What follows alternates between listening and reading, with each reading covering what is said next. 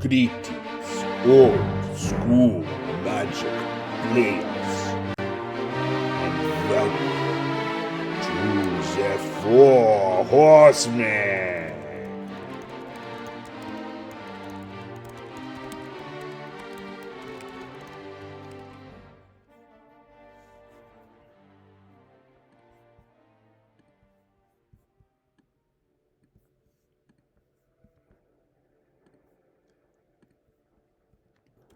Greetings, old school magic players. Welcome to the Four Horsemen on a Thursday night, September 19th. Tonight we're going to be playing some Four Horsemen Old School Magic Tournament 15 group matches. I'm going to be joined by a couple of our players, Roger Thomas and Michael Clements, and John Eccleberry is going to be joining me in the commentary. Let's get over to the match. Watch out, Mike. Roger's deck is pretty hot this month.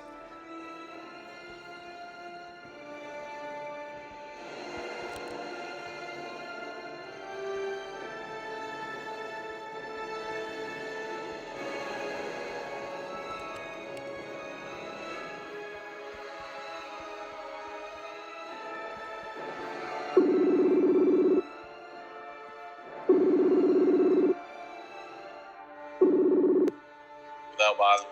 Goodbye forever. Oh, we're the feature match. Cool. Okay. Yeah. Sounds good. This one with Adam for his commentary. Oh, look, you drew land. Oh, look, you drew land. Always the way.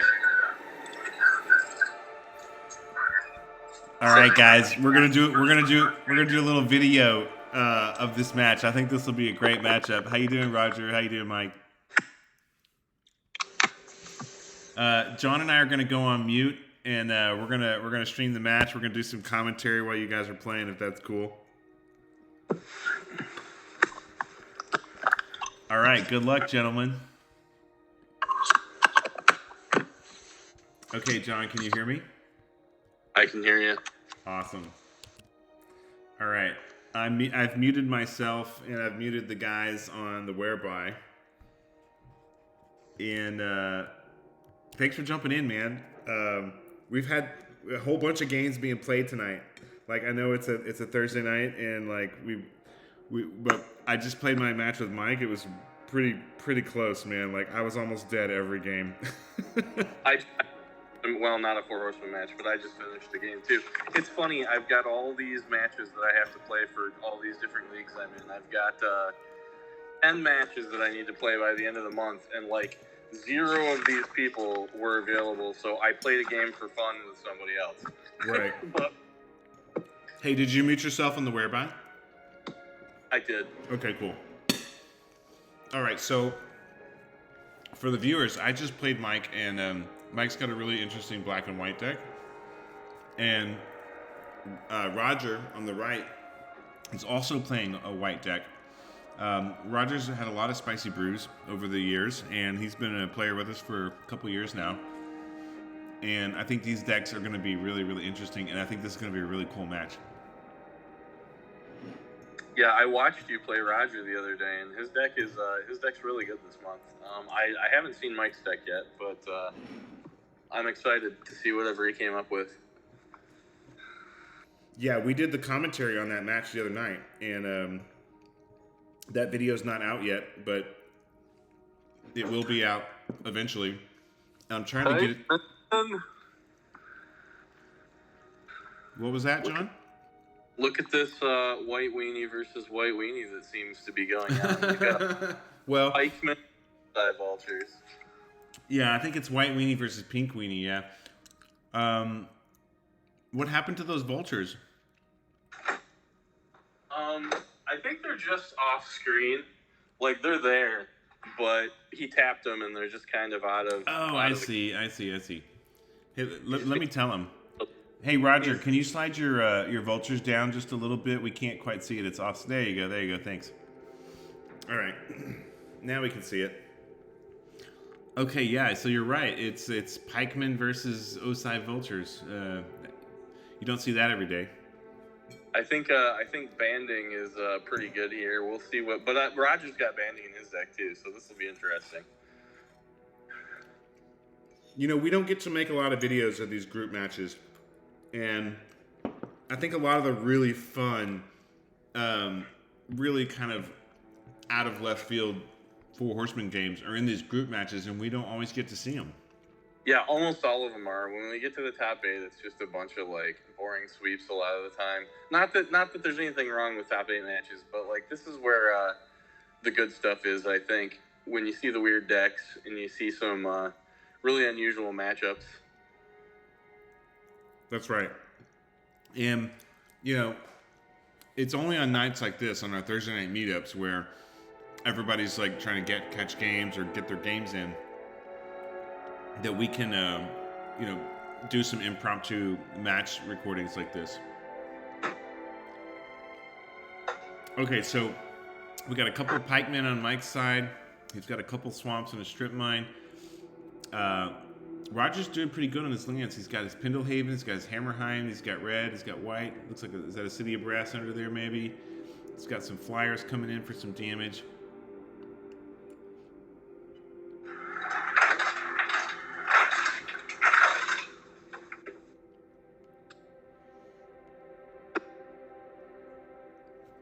I bet you that Pendlehaven is going to be, like, pivotal in this game.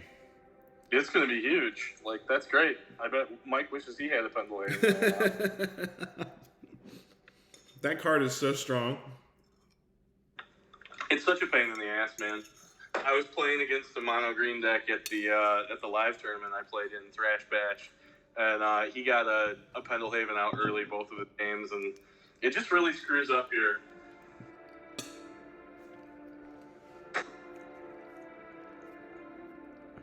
Okay, so what does he put on there? What did he put on that vulture? What is that?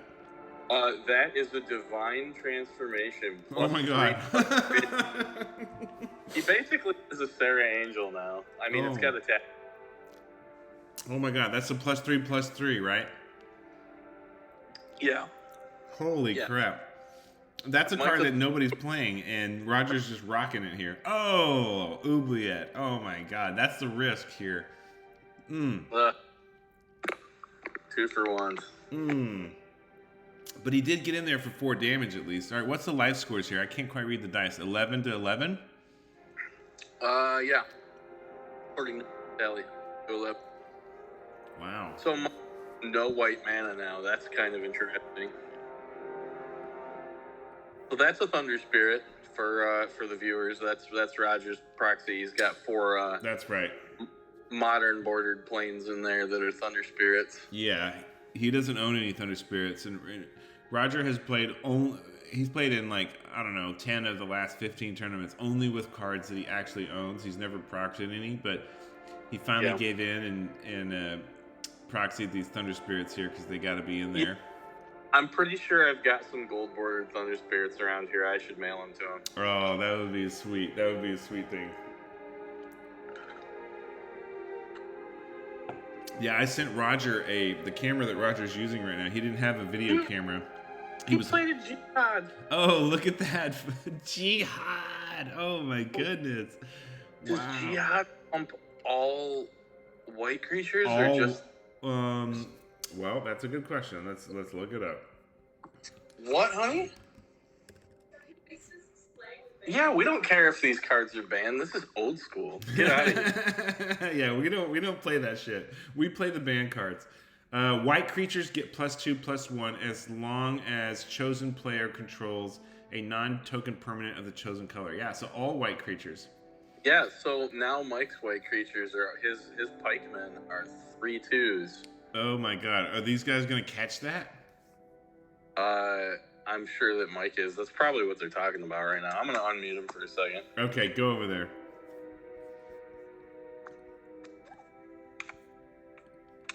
So, Mike... Those are both 3/2s. Yeah, they're both 3/2s. Everything's pumped. These are 3/2s. Yeah. Jihad's all white creatures. It's all white? Yeah. That's relevant. Yeah, they know what's up. Yeah. Mike's a pretty solid player, and Roger is too. Both these guys have been playing forever. So, I don't know if Roger thought about that before he slapped that bad boy down there, but it's in play now. Well, it's a bit of a race, right? Because he's going to get in for 4 in the air every turn. He's going to have to take 6 on the crackback, but he drew this factory, so at some point he'll be able to block once. I don't know. I don't know if it was wise because he's at what? He's at 11, so he's going to take probably 6 right now. Although I guess Mike probably doesn't want to take 6 back, so he might only attack with one of them. Yeah, he can just attack with one, and it's a 3/2 first striker. So man, I mean, he has a strip for Roger's factory too. Oh, that's right. And Roger already used his strip to get rid of that plains. Oh, it looks like another oubliette's coming down. Oh, ashes to ashes. Oh, so wait a minute. He's got to remove 2 creatures though, right? Oh, yeah, he removed Pikeman. Oh, he's going to remove one of his own. And pay 5 life. And now, interesting. He wanted to get rid of that Thunder Spirit. Well, he's got the advantage now, right? Because he has a white creature out that's pumped, and Roger can't do anything. Yeah. And now he can strip the factory and beat in for 3. Right. Oh, and now he draws his own factory too. That's pretty hot. Wow. You know, I think Mike got some pretty bad draws in our games. I really thought it was going to be 2-1. I mean, I was down to like 3 life in the first game, and I was down. What is happening? Why did he pass? Oh, he just passed turn? Why didn't he just destroy? Why didn't he just strip the factory and beat for 3, and then the next turn beat for 5, and it would have been game? I don't understand why he didn't attack that turn, but now he's in trouble because Roger played a preacher, so like this whole round. Wow. Yeah, I mean, it felt like it could have been game right there, huh? Well, he would have been down to 4. And then played the preacher. And then Mike could have beat in with both the pikeman and the factory. And even if Roger would have had to block one to survive, so he would have had to lose the preacher. Like that, not attacking that turn was really bad for Mike. Like I don't know that he wins this game now, and he would have won that game. So I'm not sure why he didn't attack.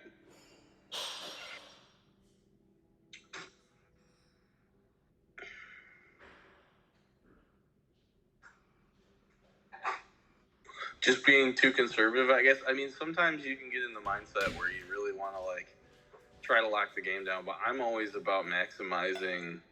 And I probably attack sometimes when I shouldn't because I'm more aggressive, but definitely he should have pressed there. There was no reason not to. Because he has the tools he needs to keep himself safe. What's he got? He's got a Miracle Worker. That's not going to do anything. Although it is a 3/2. I mean, Roger's giving him the sweet card signal there. Oh, that's one of your proxies. Yeah. My buddy Morgan, who I actually just played right before we hopped on this call, he drew that Jusum on an envelope, and I was like, oh my god, this is sweet. I'm gonna put this on a card. And he's like, all right, rad. So I printed a bunch up and I mailed some to him to give to his buddies, and I gave some out at Thrash Bash this past weekend. But yeah, it's real cool. Nice. So that's a Jusum Djinn, and that changes a lot of things. But he can gain control of something. So Mike is still attacking with the pikeman. Yeah, he swung with the pikeman, and I guess Roger took it and went down to 4. Damn. And then what does he steal with Preacher? Does he wait to steal a blocker? This is bonkers. Like, that one missed attack, like, changed this whole game. Yeah. Like, Mike would have won this game already.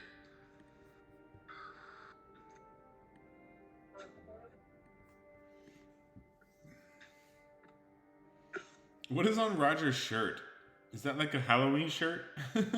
It's like skeletons and boos. Like who's like a ghost boo? Yeah, I think it's like skeleton hands. Oh, look at this. Spirit Link on the Juzum. From Mike's side. He's putting his own Spirit Link on. So Mike did this to me in our match, and it almost cost me the match, John. Like when you see this game, you're gonna be nail biting to the very end, because I was almost dead so many times. It was nuts. So I think Roger should have waited until. Well, no, he did it right, because he wants it to be untapped so he can block with it. So right before he's stealing. But Mike gets to choose which creature. Preacher gives the creature of an opponent's choice. Oh, that's true. So he can't just take any creature he wants. He gets to tap the preacher, and as long as it remains tapped, he can control a target creature of an opponent's choice that they control. So he can give him the pikeman, he can give him the factory if he wants to animate it, he can give him the miracle worker. Well, then you know what he should do? He should activate the factory and then tap it to pump itself, and then give it to him so it's tapped. and then activate his factory, and then strip Roger's factory, and then attack for 10 and win. So, like, again, the game is over here if he right. Let's see here. Yeah, he does. He did it. He activated it and let him have the factory. And then now, why did he tap his strip mine though? Oh. What is he doing? He could have won this turn. I mean, he still maybe wins. Maybe he still wins, because Roger can only block one thing, and he's going to take 6. So I guess he wins anyway. But why not just strip his only blocker? I don't really know. He must have something else in mind. He's got 2 black and a plains, and he's got some cards in hand. Maybe he's got like an oubliette or something. Like in case things go sideways. Yeah, look, he's got 4 cards in hand, and Mike's checking out his hand here. He's scoping out his hand, so he's got some. Yeah, look at there. He's got some other cards. Yep. Okay, he's got a divine offering, so he's gonna divine offering the Rogers factory. That makes me feel better. So he doesn't care about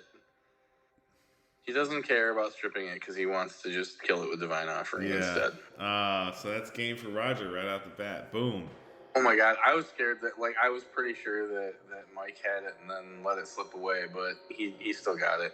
I mean, he would have won that game either way, so I feel pretty okay about that. Yeah.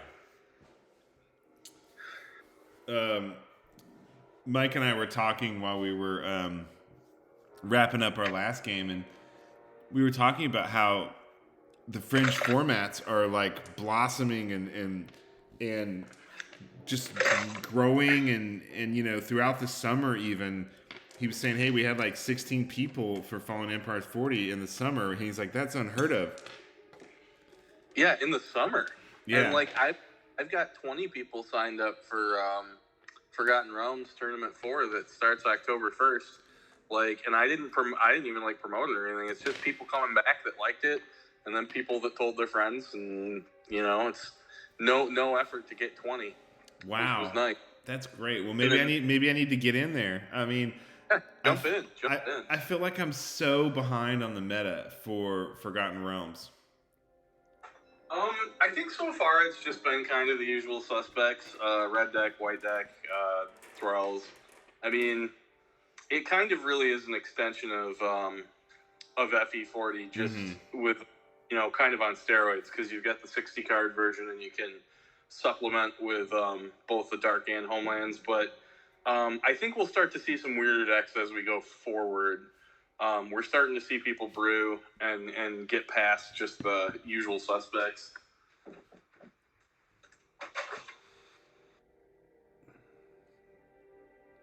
Well, the other thing that Mike and I were talking about was, Mike's been around in the old school scene for many years, and he started the Fallen Empires 40 thing, but he's played in we were talking about Alice and how like Jeff Watkins helped like get Alice off the ground, as well as like ABU 60, which I used to play. And Mike made an interesting comment. He said, the French formats are where it's at in old school right now. He just came out and said it. And he's like, I think it has to do with a lot of the behaviors of the people. He's like, I don't know what's going on in these 93, 94 groups, but he's like, a lot of people don't want to be involved with some of these guys because they're just not very cool and not very nice. And I was like, oh my God, like, I'm so relieved to hear somebody else who's in old school. I mean, he plays like Alpha 40 and stuff, And I'm just like, man, it's such a relief to hear somebody else like voice these same type of concerns, because, I mean, you've seen what's happened in Four Horsemen. It's been nuts. Well, I certainly think there's a bit of a schism, because there was, the big old school Discord server, and then a lot of people kind of left that and went to either fringe servers or, other old school servers that weren't the big. But during COVID, nobody had those options, because like a lot of these other formats hadn't sprung up yet. And anybody that started a format, like, they were like crushed or like completely disparaged or frozen out or whatever. But like, you can't. I mean, there's too many people to do that now. Like I went to a regular old school tournament, in-person one recently that played Eternal Central, which is really interesting to me, because when I started playing old school, I thought that Eternal Central would be the predominant format that I'd be playing, and so that's what I bought cards for. And then I just found all these little weird fringe formats instead, and so I played like R40 and U40 and Fallen Empires 40, and then Four Horsemen came along, and like and then now we've created other fringe formats, like Forgotten Realms, like 7-Point Singleton is out there. I've played a bunch of that.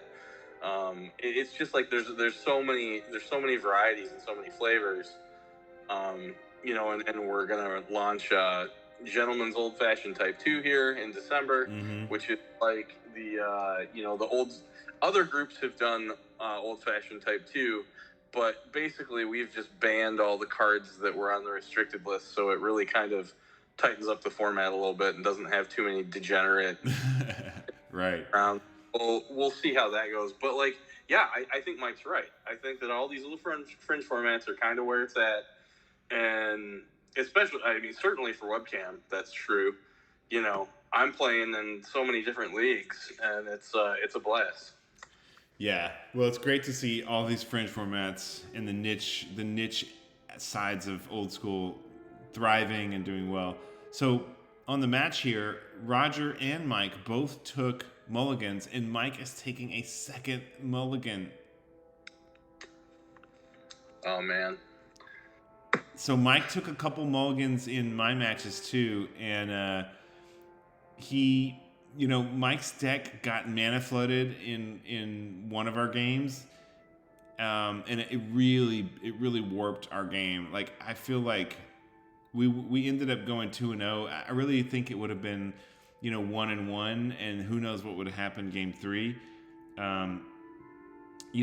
It was by no means a sweep. Like, even though I came out 2-0, it wasn't like that in the game, because I was almost dead like so many times. I would always rather have close interactive games of Magic than just watch one person get steamrolled. Yeah. So I got a question about Mike's sleeves here. I see him playing with these a lot. Do you think he switches his cards out, or do you think he just owns a million of that same sleeve? Oh, I'm sure he has a sideboard card of at least 15 of those. But yeah, that's a very unique sleeve. I don't even know what it is. Well, I don't mean just for his sideboard, but like, I feel like every tournament deck he has these same art sleeves on it. Maybe he's having them custom made for him or something. Maybe. So he's putting 2 on the bottom there. So he's keeping his 5. That hopefully is decent. That is a rough start, though. That's a cool playmat that he's playing on too. It's kind of reminiscent of like Kumbaj Witches, like, or something. I don't know what it actually is, though, what that art's from. I don't know either. It must be some modern magic thing. And Yeah, we don't. And what's we don't Roger know what playing that on is. over here? He's got something else. Okay, so Roger plays a Plateau and a City of Brass, and he gets his Osai Vultures hitting in. So Mike drops to 19. Mike's on double swamps. Now he needs the double swamp. Mike's really exposing his hand here quite a bit. Oh, look at this. Whack whack. Island of Whack Whack coming down. Boom. He's gonna whack that vulture. He's going to whack the vulture. Island of Whack Whack is really interesting because, like, it makes a Serendip Efreet as 0 power. It's just like, boom. But, like, for Clockwork Avian, it doesn't do anything. Right, John? On the Clockwork? It's like base power. Oh, I love Clockwork Avian, dude. There's so many reasons I like that, but one of the reasons is that back doesn't work because it just messes with the base power and it doesn't affect the counters. That's right, yeah. Okay, so Mike is struggling here because he doesn't have any white, so he's not able to get any of his white weenies out because he's got triple black in the Island of Whack Whack. Now, oh, look at this. Demonic Torment. Another card you're not going to see in any other old school format, but you will see prominently here in Four Horsemen. That card's like $6, which is crazy to me, but they just never reprinted it, so I guess it makes sense. Yeah, it's got some cool anthematic art. It's, 2 colors and a black. It's an enchanted creature. Enchanted creature cannot attack, and you prevent all combat damage that would be dealt to enchanted creatures. So that card just neutralizes that Thunder Spirit, which Roger's running that proxy on, and Thunder Spirit's 2/2 first striker, right? It's similar, but not the same to Gaseous Form, a blue card from the same set, which I always thought it was interesting that those two were in there at the same time. Mm-hmm. So he swung with a vulture, but it didn't really matter because he used Whack Whack on it. Yeah, right? so he's just going to out on a Whack Whack. Oh, look at this. Presence of the Master. No oubliettes. No more oubliettes for Mike. No more demonic torments, and no more spirit links. This is really interesting to actually see that card hit the board because we've been talking about it for a while, but we haven't really seen anybody play it. And that could lead to a game where he has a bunch of dead cards in his hand that he can't play. Oh yeah, I mean all those spirit links, all no more Sylvan Libraries, no more demonic torments, no more oubliettes. I mean all that stuff. Presence of the Master is an enchantment, 1 white and 3. Whenever a player casts an enchantment spell, counter it. Boom. All right, so Mike is gonna, Mike's gonna be on the back foot here. What is this? Is that an angry mob? That's an angry mob. Oh my god. It's a 6. Hey, Roger, can you slide your cards down a little bit? We can't see them. Slide them down a little. There you go. Thank you. I love the dark. I think this is really fun. And so Angry Mob only gets pumped on your turn, and so it's only a 2/2 on their turn. So in some of these other formats where there's, like Aliapile or whatever, it's pretty bad because it just gets offed. But in this particular instance, in this game, like, what a house. He's going to have a 6/6 trampler to swing with every turn. During your turn, Angry Mob's power and toughness are equal to 2 plus the number of swamps your opponent controls. During turns other than yours, Angry Mob's power and toughness are each 2. Yep, so he's coming in with a 6/6 trampler here. Oh my god. From all the swamps? Holy shit. Wow, Angry Mob's 6/6 trampling in for a heavy hit. And I bet Mike's staring at an oubliette in his hand and he can't get rid of it. Oh my god. What is Mike gonna do here? Oh, okay. Here's the Presence of the Master, but I mean, that only destroys enchants. Oh no, that's not Presence of the Master. That is Miracle Worker. Yeah, Miracle Worker. He doesn't care. What is that? Oh, okay. So he's destroying the 1 enchantment that's out with his enchantment destruction card. and then returning his Presence of the Master to his hand. Oh, yeah, because that's how that works. So that's interesting. So now Roger can, like, play one of his own enchantments and then play Presence again or whatever. We'll see how that goes. I imagine recap it here to... Yeah. This is really quite something. Oh, he's just a scoop, and he's just depressed. He's like, yeah, Mike's like, I can't win now. Miracle Worker. I got a Miracle. Am I spraying Miracle wrong? He's just a 1/1, and he can destroy an aura on a creature that you control. What's going on with the Gatherer? The Gatherer is giving me a bunch of freaking errors. Can you search Gatherer right now? I can if you want, or you can just go to Scryfall and pull it up.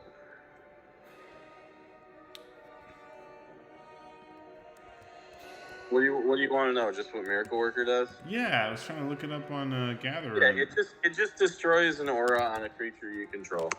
So, like, if they play a aura on one of your guys, you can just tap it to destroy it. Mm-hmm. Something's going on with Gatherer. It's being weird. All right. Well, we don't have deck photos to share because these are group matches. We haven't gone to top 8 yet. So, but we can kind of sort of guess. It's interesting. Roger is running Presence of the Master main deck in his deck, right? Or was no, that was game 2. I think it's out of his sideboard. Okay, so that was game 2. Yeah. All right, so they're 1-1. I also can't search Gatherer right now. It crashes when you try to search it. They must be doing an update or something. Yeah, they're doing something. But you know, Miracle Worker is a card that Mike Clemens and I were talking about. Like, we think this card is like an up and coming heavy hitter in Four Horsemen. It's like, you know, they're gonna sell out of these things on Card Kingdom. when the pendulum tips too far towards these weird prison control decks that are, you know, have 20 enchantments in them, having cards like Miracle Worker and Presence of the Master are a big deal. You know, like, had I had a Presence of the Master sideboard in Tournament 14, I could have just shut off my opponent's entire deck with one card. Mm-hmm. And so, like, people are going to have to look out for that. I do think that Presence of the Master is kind of going to become like Blood Moon, where you just rock 3 in the side of like most decks that you play. Yeah. And then bring it in against problematic matchups. Yeah. I'm definitely playing it this month. I was going to mainboard it just to be kind of funny, but I ended up going with a really streamlined version of my last deck, and then just changing out the sideboard and adding white for sideboard cards. But man, yeah, I don't know. This is really, really weird matchup, but I just think that Angry Mob is really funny and made me really happy. Yeah, I love to see it. All right, so what do you think these guys are going to be sideboarding? Can you take a guess at what might be in their sideboards and what they might be swapping in and out? I don't have any idea what Mike has in his board. I'm trying to think of what he might even... He's not going to want to bring, like, in his own Presence of the Master because he has so many enchantments. He's probably not even playing it. But what would he even have in his board? Maybe extra copies of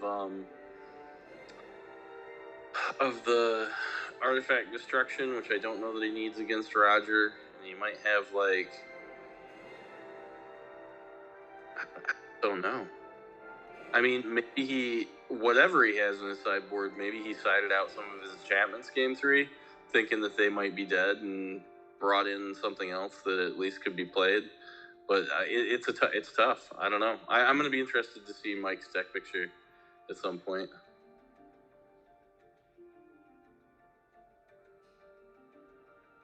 I think that really tilted Mike a little bit. Mike is a really, like, really even-keeled, level-headed player that isn't really affected by his opponent's play as much at all. But like that's just such a weird thing to have they drop on you. I mean, I don't know. I'm not listening to their audio. Maybe he thought it was funny and cool too. But it's just funny that he's stuck on only black mana, has no white, and then Roger happens to play a card that is like great if he has a bunch of swamps out. Yeah, it's really interesting. So speaking of playmats, what is Roger's playmat? I don't have any idea. It's I don't know, maybe from like one of the clubs or something. Some old school club of some sort. I don't know. It says old school on it, but I don't know what that image is. I was saying earlier that Roger, the camera that Roger's playing with, the Four Horsemen bought him that camera as a prize and sent it to him as a spice award for some of his spicy decks, because he's brewed some spicy stuff, but he was playing games while holding he was using his, oh my God, I know. his mobile phone. That's too. He was using his mobile phone to play games, and I'm like, Roger, I'm gonna order this on Amazon. What's your address? I'm gonna send it to you. And now, is that a new art Kumbaj Witches that Mike played? Yes, that is a new art Kumbaj Witches. So the Kumbaj Witches were reprinted in something, right? Yeah. They're in Chronicles if you want to play whiteboarded or original art versions. Yeah, so the Kumbaj Witches were reprinted in like a Commander Legends Masters Edition. This is like they did online promos in Commander Legends. So yeah, it's an artwork by Seb McKinnon. It's pretty cool artwork. Okay, so Factory's coming down. That's going to change the game. Factory is massive. But look at how Mike is just stuck on black again this game. It's really kind of interesting to see that. And how did those witches get killed? What did Roger do? Like chain lightning it? Chain lightninged it. Okay. Oh, and now he's got 4 mana. And is he taking damage on the City of Brass? Yeah, he has been. Okay. He's down. But now now that's the, what is that, the War Elephant? Yeah, 2/2 banding trample. So he'll need to pair it with something. Oh, what's he got for 5? What's Mike got here? Oh, Fallen Angel. Oh, yeah. That is definitely a Clement special right there. I love Fallen Angel. I used to play that card on the kitchen table all the time. Right. I mean, the new art is not as good as the old art. It's tough to play it out there.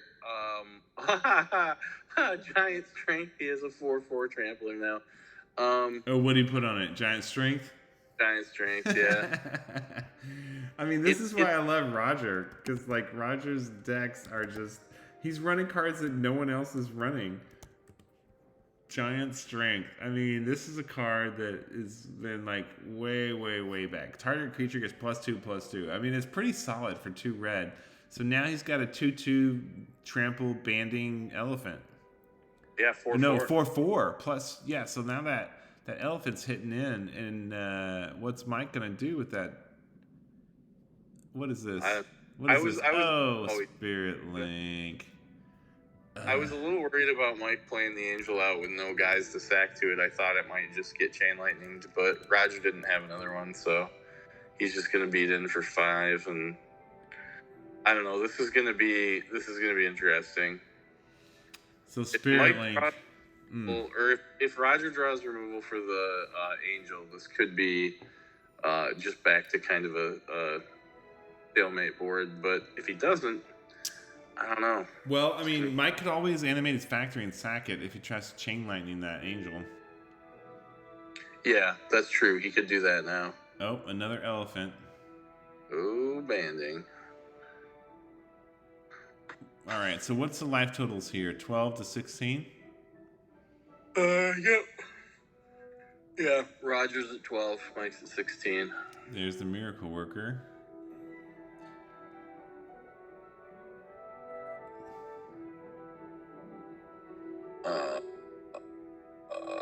Another Miracle Worker.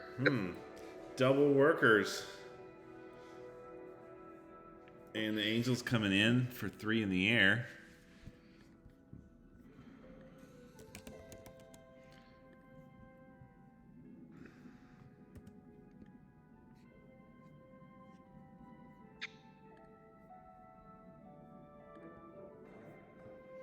Yeah, you gotta love the original artwork on the original Fallen Angel.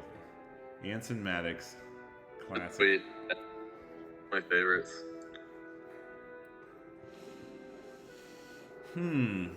So, what does Mike do here? Because, like, this 4/4 trampling banding guy is gonna become a bit of a problem. Well, it's got a spirit link on it now, so it's not a 3rd elephant. Look at that.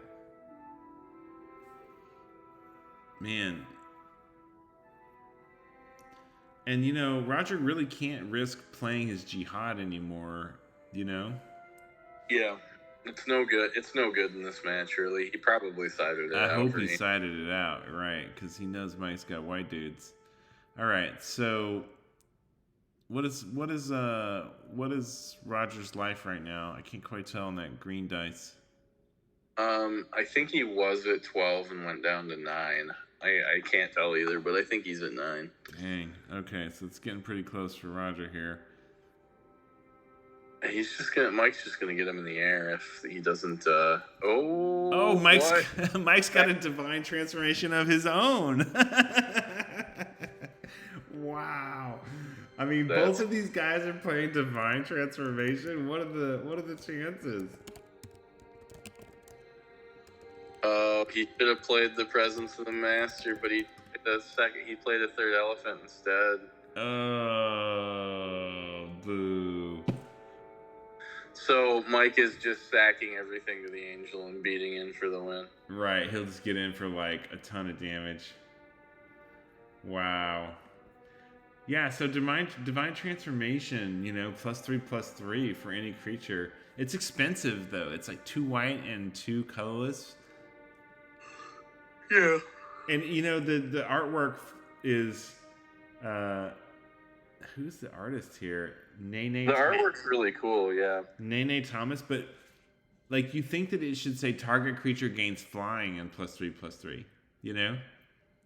It's always like if you look at the art, you're like, oh, that must give it flying. Yeah, because it's got angel wings and it's divine transformation, but like it doesn't gain flying, but it looks like it does from the artwork. Yeah, yeah. All right, so the guys are shuffling up. So now they're 1-1, right? I thought that they already played 3 games. Did they? Didn't Mike win game 1? And they're looking at sideboards and stuff. Oh man, Medusa, that's a cool card. Infernal Medusa. All right, should we jump in and chit chat with them? Sure. All right, I will end this, and we can jump in there. Yep.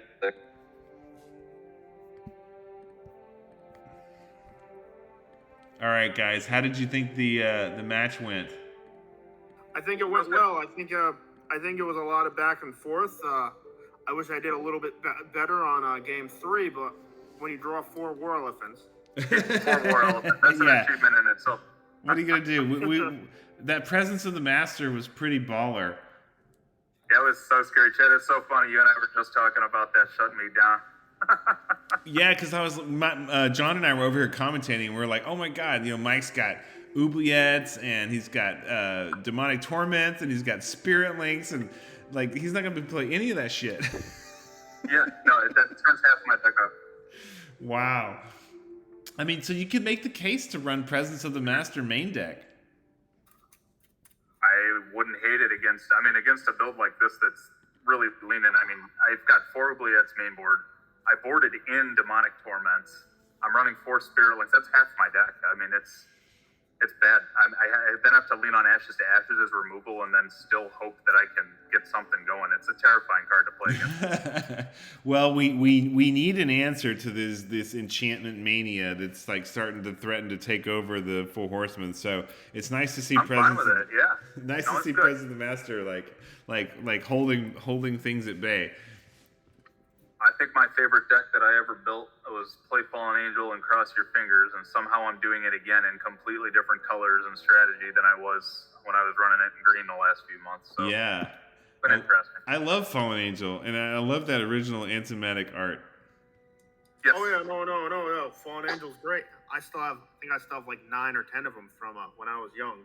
Nice. I've got an artist proof somewhere. The card Spawning Pit didn't have a token in Darksteel, and I had long before it was cool, I had Antimagics make me a spawn token, and he painted on the back of one of the Fallen Angels. Oh, nice. It's somewhere. I wish I could show it off, but I don't think it's within arm's reach. It's probably with my good card somewhere. So before I go, I got a very funny Fallen Empire story, since you mentioned Fallen Empires. Yes. So when I got into the game, I get like about time you got in the game. This has been like 2000, 2001, whenever Plane Shift came out, because I remember that being the first set to come out as I was seriously playing the game. Yeah. And the local store had a complete set of Fallen Empires. Yeah. So I did some chores, got some money. It's $50 for a complete set of Fallen Empires. And my sister took me to buy me the complete set to the store. And we're in there, and I said, I want that. And I'm like 11 or 12 at the time. So $50 is a lot of money to an 11-year-old. Oh, of course, yeah. Oh, yeah. I felt baller having $5 and going to the gas station with $5, let alone 11 Right. bucks, $50. And the guy behind, the old man behind the counter said, "Oh, there was another kid in the neighborhood who wanted that. He's going to be very disappointed." And my sister, being like, "Roger, do you want another one of the other sets? I'll pay the difference." The other sets were the Dark, which was I think like 70 or $80. Okay. Urza's Destiny, again 70 or $80 for complete one of each card from Urza's Destiny. Yep. And then Antiquities, which was I think $300. Okay. And I totally could have conned my sister into getting me the Antiquities one. I would have been working for her the rest of the summer, but I could have totally conned her into getting me the Antiquities one. No, I wanted Fallen Empires. Oh. It worked for $50. Oh man. Wow. But you got a story that's worth a lot more than $50 there. And the whole thing was there was one card missing, so it wasn't even the complete set. Oh. Voldalian War Machine wasn't in the set. Oh, no. That's the best one, too. Well, personal opinion, yeah. I love my blue cards, so. All right, well, you all have a good night. I'm going to take off. All right, so what was the final result? Was it 2-1?